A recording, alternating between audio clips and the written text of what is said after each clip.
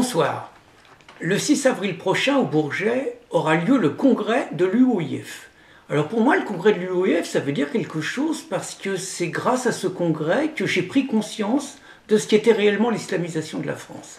C'était un week-end de Pâques, c'était en 2003, et devant les écrans de télévision, j'ai vu pendant tout le week-end passer en boucle les images d'un ministre de l'Intérieur, à l'époque qui s'appelait Nicolas Sarkozy, qui était venu expliquer donc au congrès de l'UOIF. Alors c'était assez spectaculaire parce que vous aviez deux rangs, vous aviez à gauche les femmes majoritairement voilées, vous aviez à droite les hommes majoritairement barbus en djellaba, surtout on ne mélange pas. Et donc vous aviez un ministre de l'Intérieur, ministre de la France, Nicolas Sarkozy, qui venait leur expliquer qu'il avait lancé le CFCM, le Conseil français du culte musulman, que ça allait se faire grâce à lui. Il leur expliquait qu'il leur accordait à peu près toutes les concessions communautaristes, notamment les carrés musulmans dans les cimetières et un ensemble d'autres concessions. Jusque-là, tout allait bien, c'était la grande déclaration d'amour.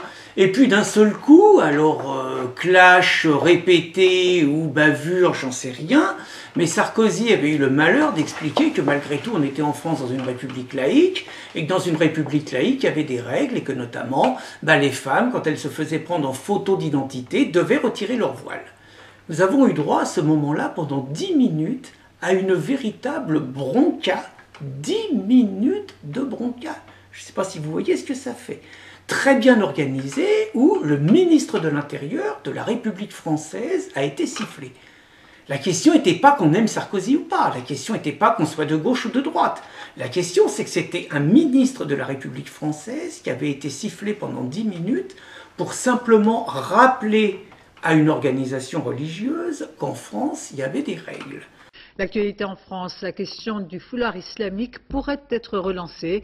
Nicolas Sarkozy, hier à la tribune du rassemblement de l'Union des organisations islamiques de France, a été hué alors qu'il affirmait que, selon les lois de la République, les femmes, pour leur papier d'identité, devraient fournir des photos nu-tête. Un discours qui a donc suscité de très vives réactions. Nicolas Sarkozy devait s'y attendre. L'a-t-il fait volontairement? Rien en tout cas n'a entamé son discours. Reportage Alban Mikosi, Eleonore Gay, Mathieu Birden. Rien ne justifierait que les femmes de confession musulmane bénéficient d'une loi différente pour la carte nationale d'identité. En réaffirmant l'interdiction du port du voile sur les photos d'identité des femmes musulmanes devant une assistance aussi religieuse, Nicolas Sarkozy s'attendait à être sifflé. Il avait même préparé sa réaction. Un ami, mes chers amis, c'est quelqu'un qui dit la vérité. Ce n'est pas quelqu'un qui se laisse impressionner parce qu'une minorité proteste dans une salle. Le message s'adresse avant tout à l'UOIF qui incarne souvent les revendications les plus identitaires parmi les musulmans. En rappelant la loi, Nicolas Sarkozy vise aussi ceux qui soutiennent plus ou moins discrètement les jeunes filles voilées dans les lycées.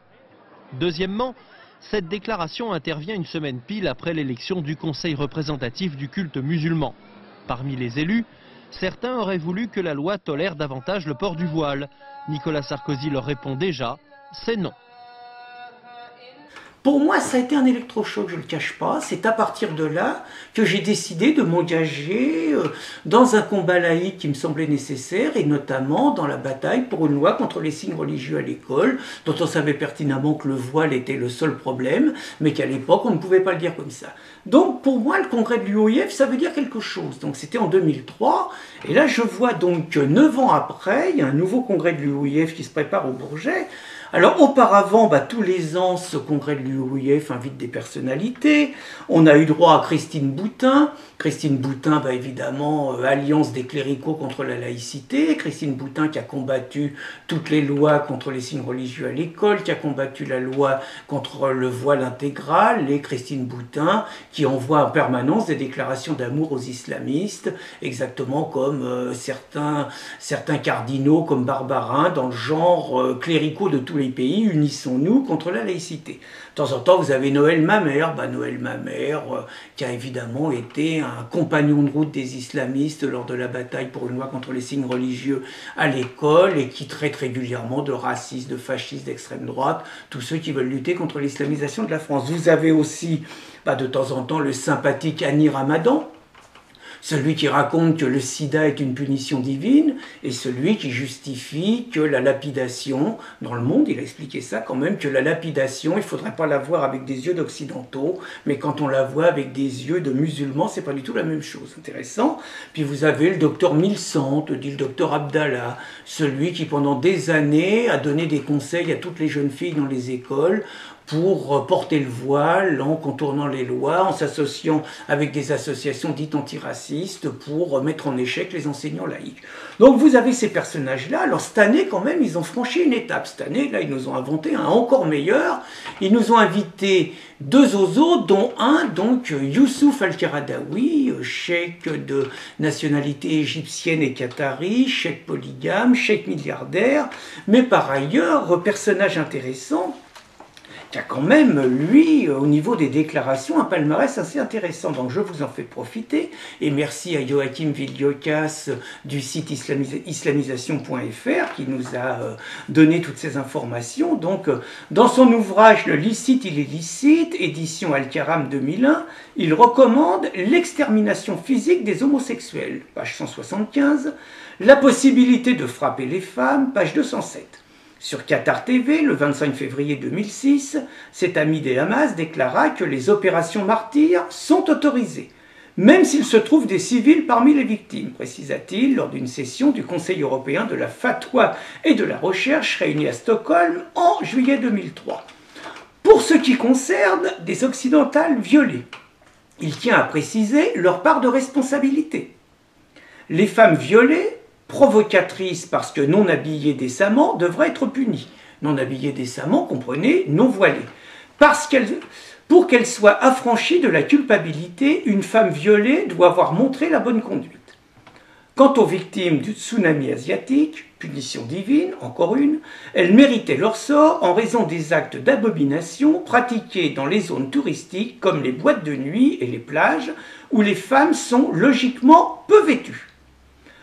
Comme si ce n'était pas suffisant, le vieux cheikh dans un média égyptien précisa sa pensée envers ceux qui abjurent l'islam.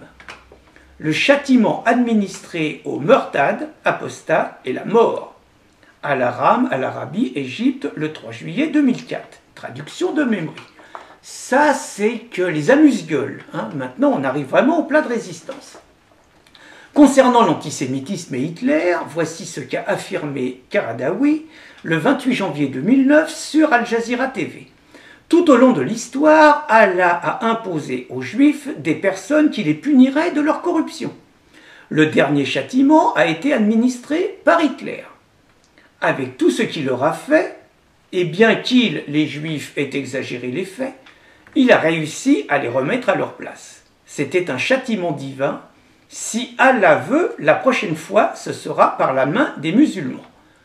Pour conclure mon discours, je voudrais dire que la seule chose que j'espère est qu'à l'approche de la fin de mes jours, Allah me donne l'occasion d'aller sur la terre du djihad et de la résistance, même sur une chaise roulante. Je tirerai sur les ennemis d'Allah, les Juifs, et ils me lanceront une bombe dessus, et ainsi je finirai ma vie en martyr. Loué soit Allah, roi de l'univers. Que la miséricorde et les bénédictions d'Allah soient sur vous. Voilà donc le personnage que l'Union des organisations islamiques de France, aujourd'hui dominante dans le Conseil français du culte musulman, a invité. Avec un visa accordé par le gouvernement français et donc par le ministère de l'Intérieur et Claude Guéant. On pourrait dire que les malheureux de l'Union des organisations islamiques de France ne savaient peut-être pas les propos qu'avaient tenus leur sulfureux invité. Hélas, c'est puisque, encore aujourd'hui, dans un communiqué, voilà comment il qualifie Youssouf Al-Qaradawi. Cheikh Qaradawi est un homme de paix et de tolérance qui a œuvré pour l'ouverture et la modération et dont les positions ont toujours été en faveur de la justice et de la liberté des peuples. Autrement dit, ces gens-là cautionnent et assument les propos de ce personnage en disant qu'ils font en faveur de la justice et de la liberté des peuples. On pourrait penser, à la suite d'une invitation comme ça, qui a quand même suscité suffisamment de remous suite à l'information donnée par Joachim Veliokas, relayée par des sites Riposte Laïque, F2 Souche et d'autres, ça a fait un tel pataquès que finalement le gouvernement français a jugé plus prudent de retirer le visa. Aucun journal papier n'a relayé cette information. Aucune association de gauche ne s'est émue. Moi j'ai envie de dire, association féministe, vous étiez où? C'est pas le tout de dire pape lâche-nous les baskets, c'est pas le tout de dire abat la calotte et vive la capote. Oui, certes c'est sympathique, mais là vous avez quand même un zozo qui vous raconte, qu'il recommande la possibilité de frapper les femmes, abonnées absentes. Les associations homosexuelles, vous étiez où? C'est bien de stigmatiser l'Église catholique et la présumée homophobie du pape. C'est bien de provoquer les catholiques en se roulant des patins devant les églises. On vous a jamais vu le faire devant les mosquées. Là, vous avez un mec qui raconte, qui recommande l'extermination physique des homosexuels. Vous étiez où? Les associations antiracistes. C'est bien de poursuivre devant les tribunaux Pascal Illout et Pierre Cassant, Éric Zemmour, Fanny Truchelu et tant d'autres pour incitation à la haine, à la discrimination, à la violence d'un groupe de personnes en raison de leur appartenance, etc. C'est bien.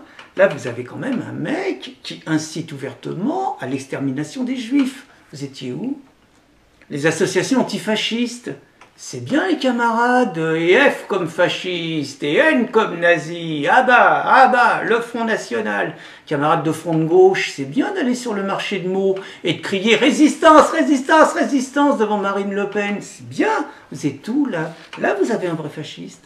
Vous avez un mec qui se réclame de la continuité du combat d'Hitler. Et vous êtes où? On vous a pas entendu.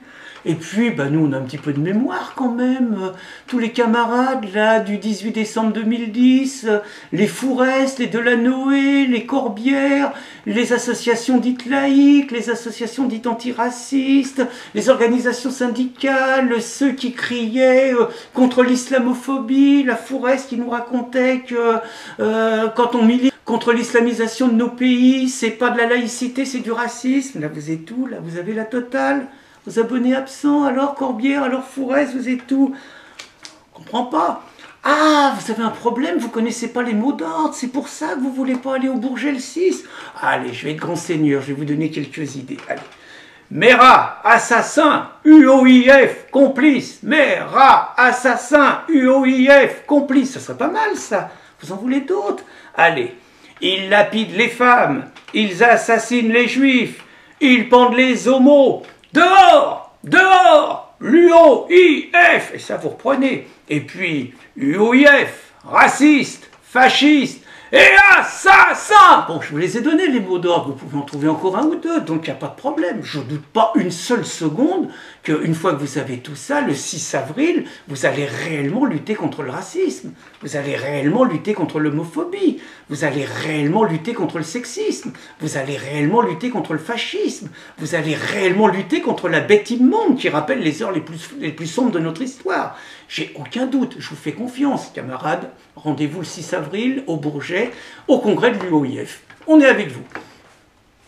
Allons enfants de la patrie, retrouvons nos idéaux. Ce qu'on nous viole et qu'on salit, hissez haut notre drapeau.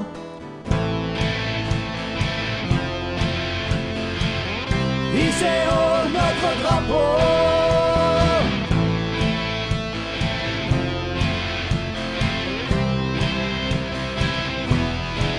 Allez, viens. La France est en résistance. Allez.